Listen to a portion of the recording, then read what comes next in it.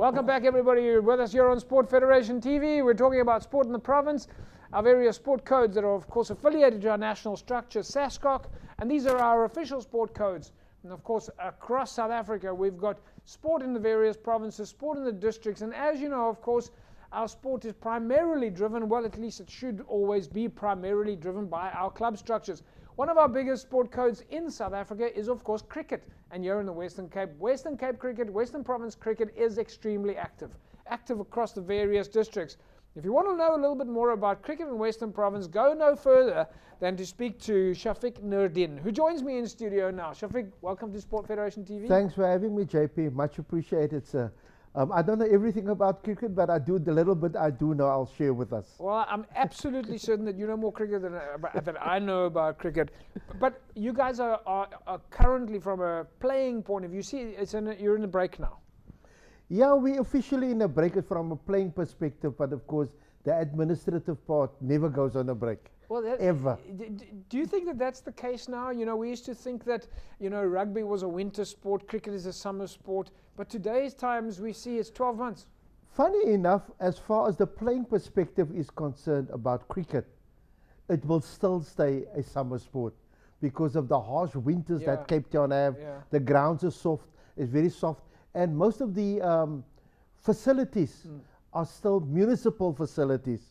Hence the reason why we have winter and summer codes. Yeah. But because the winter codes now seem to overlap the summer codes, especially when you look at the rugby, the URC, where the Stormers are playing throughout the year. And it's difficult. It's difficult.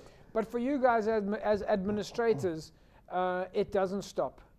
No. You have a season time where it's games and results and logs and fixtures, but the minute that is finished, you start preparing for the next season. Most definitely. From where I'm sitting at my position as the chair of the cricket committee, we just took a slight break because of the month of fasting. Yeah. But now it's back to the grinding stone. It's preparing for the new season coming up. Every year, there's new additions to the bylaws. Yeah. The additions to the bylaws basically gets determined by the DCs and the inquiries that we have. Then we find there's a little bit of a gray area. Somewhere we have to tweak some words, or a bylaw is not clear. Yeah. Then we have to clarify it going forward for the new season. And these things tend to happen every year. And that is the advantage that we have. We also have what we call a club cricket committee, which I'm also the chairman of. Yeah. That committee comprises of a lot of chairmen of clubs and senior officials. It's about 12 or 13 of us, sometimes so 18. Lots of admin behind the scenes. A lot of admin. Then we get together over a period of maybe 3 Saturdays or 2 Saturdays, and when we dissect the old bylaw, see where we've missed out, the new playing conditions, how we can add to it. Then we also have an umpire sitting on there. Okay, let's leave the umpires. It's a nightmare, but it's a good nightmare to have. At the end of the day, moms and dads that are watching this show, for example, they see cricket on TV. They see how well our national team is doing. You're looking for kids and schools to play more cricket, right? That's what you ultimately want. Absolutely. Yeah. There is nothing more important than the pipeline. Yeah. Because that's where we filter the youth through to structures. Obviously, we know what parents are like. To every parent, their child is a protea. Do you feel that, like, having club structures in place, like cricket, is almost like a safe haven for parents to drop off their kids, where they know they're going to be in safe hands, they're going to enjoy something they like to do, it keeps them positive, coaches are involved, it's a real community structure? Definitely, JP. We can look at it twofold as well. If we look at the systems and structures as far as the previously, sorry that I've got to use it, previously disadvantaged areas in the townships, some of those kids feel more safe on a sport field, on a cricket field, a rugby field, soccer field, what they feel within the precincts of their own home environment. And that's how important sport is, that we create a situation for the young man to look up to a different individual instead of the guy that's selling illegal substances, but you look up to a gentleman or a lady that is primarily making a mark for themselves in life. I think the picture that we're creating here is that there's a cricket club close to you somewhere.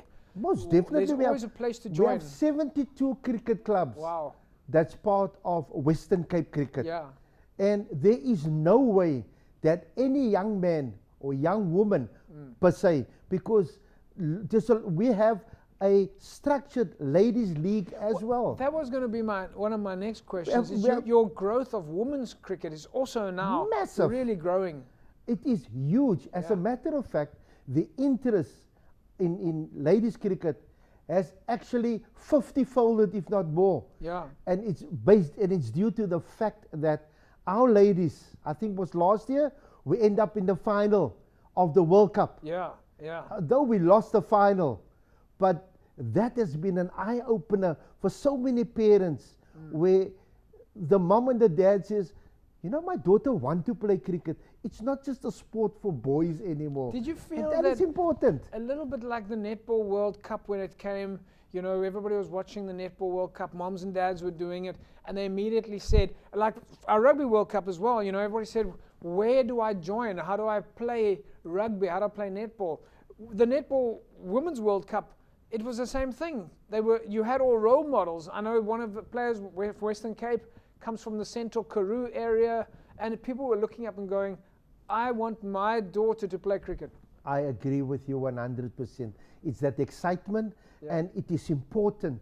Media plays a pivotal role in conscientizing people. I'm not just talking about TV, social media per se, Facebook, Twitter, whatever. I'm not really good with this stuff, but it plays a pivotal role in conscientizing the parent of how they can utilize their child to be engaged in a sport. And we know the old cliche, a child in sport is out of court. It's a child out of court, and that is important. Yeah. It is so important. Do you feel that you've got so many star athletes in Western Province who are playing for the national team, the legends that have come through the ranks. Do you feel that they're an attraction for the kids and the moms and dads that are out there? Most definitely. They are an attraction. And what I can safely say to moms and dads, these international cricketers, these top provincial cricketers, they want you to approach them. Yeah. They want to talk to you. They just another human being, but he's a public figure or she's a public figure. And they've got this aura around them, but it doesn't mean to say you must shy away from them. And all of them started at a club somewhere. You have to start somewhere. Yeah. You have to start somewhere. You can't just walk into a national team. JP, as you've alluded to, youth cricket is so important that is the foundation and the structure that builds up to where we end up and we find our next Jacques Callis, our next Ashwell Prince, Herschel Gibb. Yeah. Of course, you can't talk about batting if you don't mention Hashim Amla, yes. Dale Steyn. And those are the structures and the fundamentals and the foundations that is important. Shafiek, it's been great chatting with you. Clearly we're going to be able to carry on for hours talking about cricket in Western Province. Sorry. Thanks for joining us. We hope to get you back in studio soon. Thank you very much, JP. Thanks for having me. I appreciate it. As you've made mention, I alluded to the fact we probably can speak for another 5 hours about cricket, but thanks for having, and to the viewers, thanks for watching. We appreciate it. And if you do need anything about cricket, pick up the phone Western Province Cricket, and they'll probably put you onto my table, but we will try and assist to the best of our ability. Thanks, JP. Much appreciated. There we go, folks. Western Province Cricket, Shafiek Noordien. And of course, folks, as you can see, cricket is alive, it's strong, it's healthy, and clearly what you can see is that cricket has a mission to make sure that it keeps contributing to society. If you are watching right now and you want your kids to get involved in sport, find a cricket club near you. There's always going to be a coach there to welcome you. There's always going to be someone to make sure that your kids are well looked after. And we're going to find out more about that in the weeks to come, and find out more about the club structures that are out there, because the clubs are so important as the link between the school structures and the growth to the national structures. Folks, we'll take a break. We come back. We'll carry on talking sport. Back in a sec.